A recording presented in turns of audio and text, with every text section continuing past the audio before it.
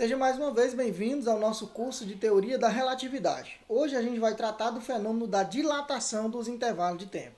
As aulas desse curso, elas seguem este livro-texto, que é o livro Física para Universidades e Concursos, Cinemática Relativista. Até o dia 15 agora você consegue comprar o livro no valor de R$60. Então fica a dica para você que ainda não adquiriu o nosso livro. Ele é um livro direcionado aos estudantes que estão cursando disciplinas na graduação ou para aqueles que já concluíram a sua graduação e estão de olho em exames de pós-graduações ou na carreira de magistério, ingressar como professor efetivo em alguma instituição. Dilatação dos intervalos de tempo é uma das grandes novidades trazidas pela teoria da relatividade especial. Então veja bem, consideremos aqui dois quadros de referência, ou dois sistemas. O sistema S é um sistema que a gente geralmente toma como sistema fixo, e o sistema S', um sistema móvel em relação ao sistema S.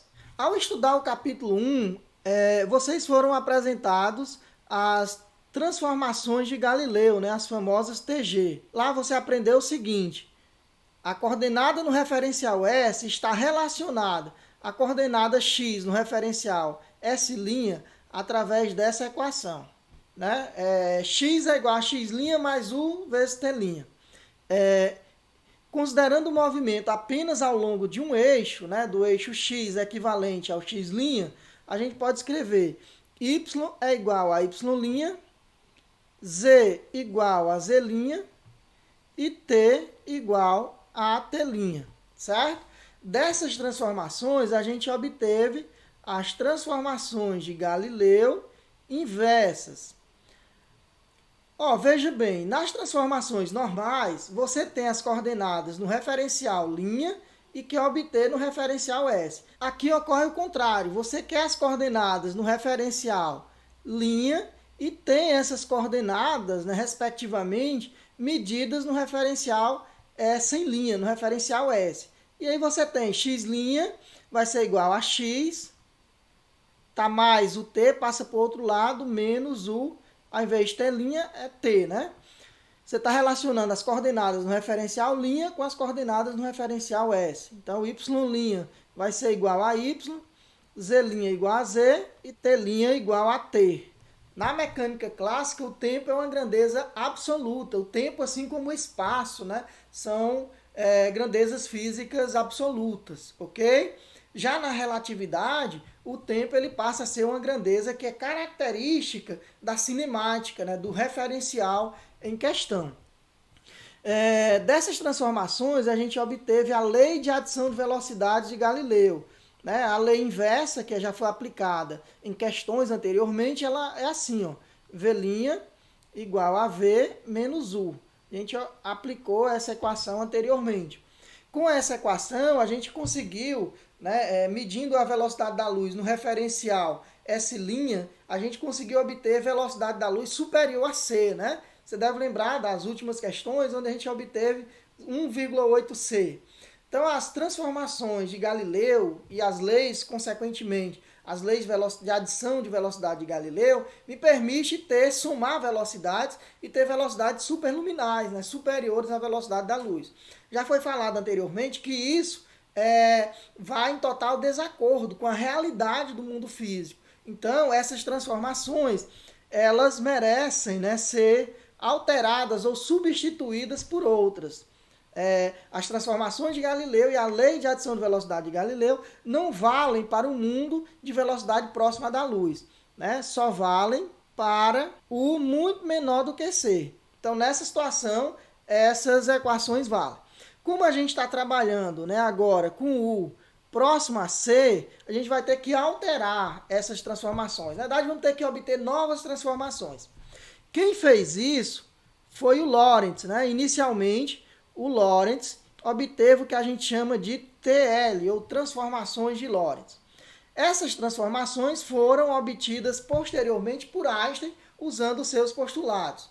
Convém destacar aqui que Lorentz obteve as equações que explicavam corretamente os fenômenos, mas ele não conseguiu dar uma interpretação correta para essas equações. Essa interpretação veio somente com a teoria da relatividade especial ou teoria da relatividade restrita, publicada por Einstein em 1905.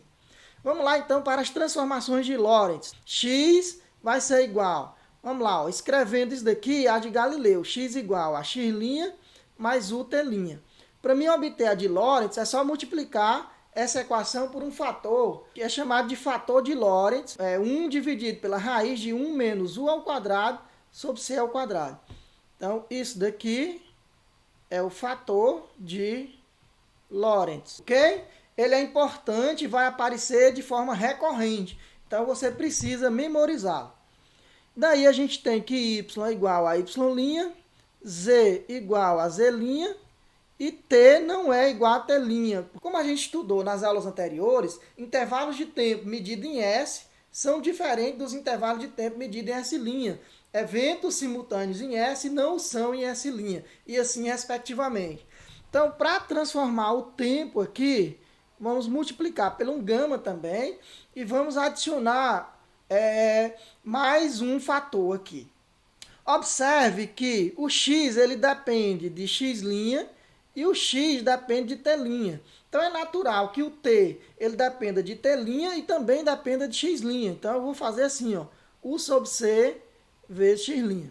Certo? Essas equações elas são demonstráveis, elas são verificáveis, certo? Então eu estou aqui só colocando para vocês, apresentando. Estou só fazendo uma apresentação. Mas no nosso livro tem no mínimo 2 deduções dessas transformações. Para obter as transformações de Lorentz inversa, basta você trocar u por menos u.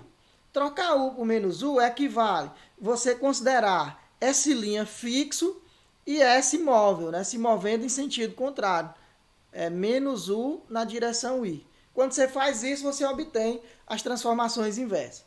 E para obter as transformações inversas, toda grandeza medida em S eu vou trocar por grandezas equivalentes medidas em S'. Ou seja, x eu troco por x', y por y', z por z' e t eu troco por t'. Como é que vai ficar a equação? Vamos lá. O gama continua o gama, o y' eu troco pelo y, o z' pelo z, o t' pelo t. Né? O gama continua. Aí vamos lá, ó. X' eu troco por x, o mais u eu troco por menos u e o t' eu troco por t. Então, t' eu troco por t, mais u por menos u, x' eu troco por x. Então, você tem aqui as transformações inversas. Uma vez que a gente tem as transformações de Lorentz, o fenômeno da contração de comprimento e dilatação dos intervalos de tempo saem de forma bastante natural destas transformações. Existem aí outras formas de deduzir, certo? Existe inclusive uma forma bem tradicional feita no ensino básico. Eu vou usar aqui as próprias transformações de Lorentz. Veja bem, então eu vou partir da equação para o tempo, né? A transformação do tempo. A gente tem que t é igual a gama, que multiplica t' mais u sobre c x'. Não é isso? Veja bem, o que é que a gente está estudando aqui? Certo? A gente vai estudar o seguinte. Um pulso de luz vai ser emitido daqui, certo? E depois ele vai ser recebido de volta aqui. Só que quando ele chegar, esse objeto aqui, que é um emissor e um detector, ele já está bem aqui, ó. Para o referencial S, a trajetória foi isso, ó. Subiu, depois desceu, certo? Para o referencial S', a luz simplesmente subiu e depois retornou, com a fonte e o detector no mesmo local do espaço, né? Porque em relação a esse referencial, a luz não tem velocidade ou movimento horizontal, certo? Então, a gente tem aqui dois eventos. O evento 1, quando observado em S, ele vai ter coordenadas x1, y1, z1 e t1. Quando observados em S', o evento 1 vai ter coordenadas x1', y1', z1' e t1'. certo? Da mesma forma, o evento 2. O evento 2, ele em S tem coordenadas x2', y2', z2' e t2'. Isso no referencial S', né? Vamos no referencial S. Referencial S, ele tem coordenadas x2, y2, z2 e t2. Então vamos fazer o seguinte, o que a gente quer é relacionar o ΔT medido em S com o ΔT', que é medido em S'. Para fazer isso, vamos aplicar uma variação a cada elemento aqui desta equação. Aplicando uma variação aqui, a gente vai ficar com ΔT, né? No referencial S, é T2 menos T1.